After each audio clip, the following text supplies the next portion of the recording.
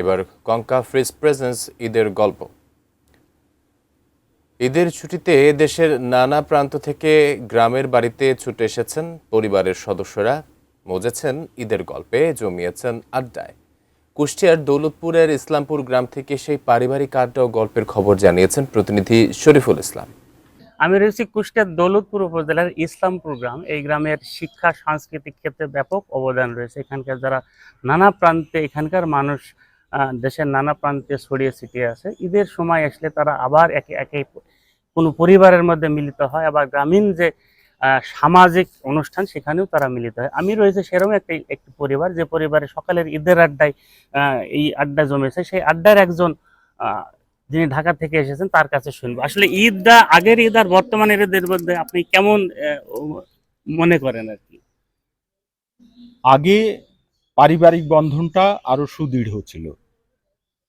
যৌথ পরিবার, একটা বড় পরিবার একসঙ্গে তারা নানা উৎসবে আয়োজনে এক হাঁড়িতে রান্না করছে।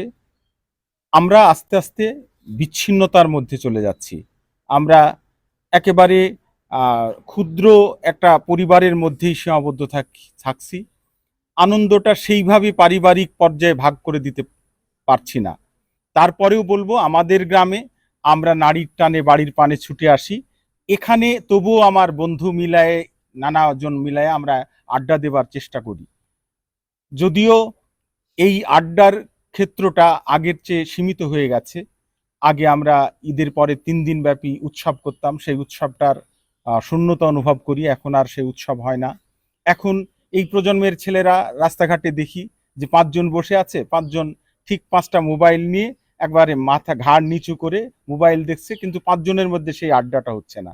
আমরা সেদিক থেকে বলবো যে একটু হলেও স্বতন্ত্র, যে আমাদের সার্কেলটা এখনো ঈদে আসলে, বাড়িতে আসলে আমরা বেশ খোলামেলা আড্ডায় বসি, এইভাবেই বেশ আড্ডা দিই। এই আড্ডার পরিবেশটা আমরা এখনো কিছুটা হলেও ধারণ করছি। ধন্যবাদ। আপনার কাছে কেমন মনে হয় ঈদের আড্ডা? আমার খুব ভালো লাগে আসলে। চাচার মতো নারীর টানে বাড়িতে আসা, আগের মতো এত শান্তি পাই না যদিও বা, তারপরেও আমরা আসি, ভাল লাগে অনেক।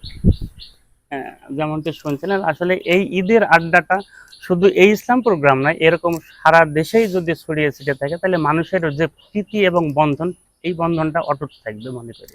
এই ছিল কুষ্টিয়ার দৌলতপুর থেকে ঈদ আড্ডার গল্প।